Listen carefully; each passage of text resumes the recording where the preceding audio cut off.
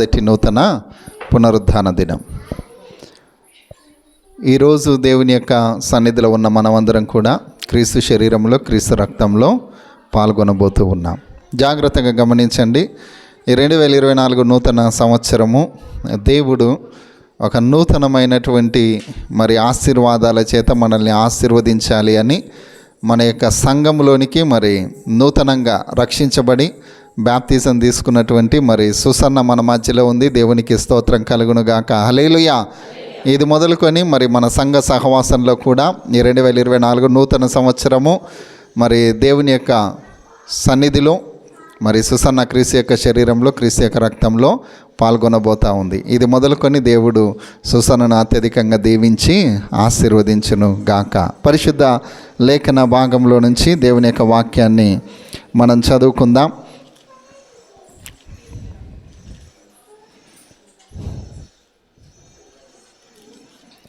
మత్తయి సువార్త 26వ అధ్యాయము 26వ లేఖన భాగము. వారు భోజనము చేయుచుండగా యేసు ఒక రొట్టెను పట్టుకొని దాన్ని ఆశీర్వదించి విరిచి తన శిష్యులకిచ్చి, మీరు తీసుకొని తినుడి, ఇది నా శరీరం అని చెప్పెను. యేసు ప్రభువారు తన శిష్యులతో కూడా ఆయన చేస్తూ ఉన్నటువంటి ప్రభు భోజన సంస్కారంగా మనం చూస్తూ ఉన్నాం. ఆయన ఒక రొట్టెను పట్టుకొని ఆ రొట్టెని ఏం చేశాడంటమ్మా? విరిచాడంట.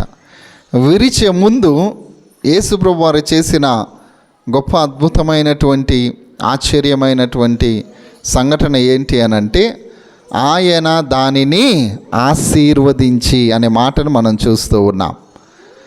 ఆశీర్వదించబడినటువంటి ఆ రొట్టె విరవబడినప్పుడు అది అనేకులకు ఆశీర్వాదకరంగా మార్చబడింది.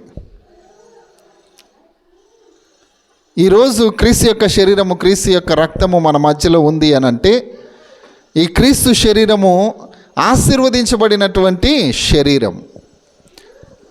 ఆశీర్వదించబడినటువంటి ఈ శరీరాన్ని ఎవరైతే ఈరోజు పాల్గొనకుండగా దీనిని పోగొట్టుకున్నారో వారు ఏం పోగొట్టుకున్నట్టు? దేవుని యొక్క ఆశీర్వాదాలను పోగొట్టుకున్నట్టు. సకల ఆశీర్వాదాలు ఈ శరీరము ఈ రక్తంలోనే గుప్తమై ఉన్నాయి. నువ్వు ఆశీర్వదించబడాలి అనంటే, నువ్వు దీవించబడాలి అనంటే క్రమం తప్పకుండా నువ్వేం చేయాలి? క్రీస్తు యొక్క శరీరములో క్రీస్తు యొక్క రక్తంలో నీవు పాల్గొనాలి కదా. అందుకే ఆయన అంటూ ఉన్నాడు కదా, మరలా ఆయన ఏమంటూ ఉన్నాడు, మరియు ఆయన గిన్నె పట్టుకొని కృతజ్ఞతాస్తుతులు చెల్లించి వారికిచ్చి, దీనిలోనిది మీరందరూ త్రాగుడి, ఇది నా రక్తము అనగా పాప క్షమాపణ నిమిత్తము అనేకుల కొరకు చిందించబడుచున్న నిబంధన రక్తం. ఇది ఆయన యొక్క రక్తంగా మనం ఈరోజు చూస్తూ ఉన్నాం. దేవుని యొక్క సన్నిధిలో ఉన్నటువంటి మనమందరము క్రీస్తు శరీరాన్ని క్రీస్తు రక్తాన్ని ఈ రెండిటిని కూడా, శరీరాన్ని భుజించి రక్తాన్ని త్రాగినప్పుడు మనం ఏమవుతూ ఉన్నామో తెలుసా? నిత్య జీవాన్ని పొందుకుంటూ ఉన్నాం. దేవునికి స్తోత్రం. హల్లెలూయా. దేవుని యొక్క ఆశీర్వాదాలు మనం పొందుకుంటూ ఉన్నాం. దేవుని యొక్క దీవెనలు మనం పొందుకుంటూ ఉన్నాం. అంత మాత్రమే కాదు కానీ మనము నిత్య జీవాన్ని కూడా పొందుకుంటూ ఉన్నాం. యేసు ప్రభువారు అన్నారు ఆయన శిష్యులతోటి, ఇదిగో నేను మరలా మీతో క్రొత్తది తాగు దినము వరకు మీరు దీనిని చేయుడి. ఈరోజు మనం ఇది జరిగిస్తూ ఉన్నటువంటిది, ఇది మనుషులు కాదండి మనకిచ్చింది, ఇది సంఘము కాదు మనకిచ్చింది. పౌలు అంటాడు కదా, నేను దీనిని ప్రభు వలన పొంది తిని, అంటే దేవుడే మనకిచ్చాడు, దేవుడే సంఘానికి ఇచ్చాడు. క్రీస్తు యొక్క శరీరములో క్రీస్తు యొక్క రక్తములో పాల్గొనేటువంటి ధన్యత భాగ్యము దేవుడే మనకిచ్చి, దేవుడు ఏమంటూ ఉన్నాడు అని అంటే, నేనొచ్చు పర్యంతరము మీరు దీనిని చేయుడి. క్రీస్తు యొక్క శరీరాన్ని క్రీస్తు యొక్క రక్తాన్ని మనం ఈ విధంగా క్రమం తప్పకుండా ప్రతి మాసం మొదటి నూతన పునరుద్ధాన దినము జరిగిస్తూ ఉన్నటువంటి యొక్క ప్రభు భోజన సంస్కారము దేనికి సాదృశ్యమో తెలుసా?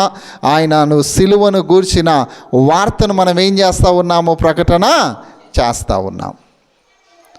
క్రీస్తునందు ప్రియమైనటువంటి వారలారా, ఈరోజు దేవుని యొక్క సన్నిధిలో ఉన్న మనమందరము కూడా ఆయన శరీరం కొరకు, ఆయన యొక్క రక్తం కొరకు మనమందరము సిద్ధపడదాం.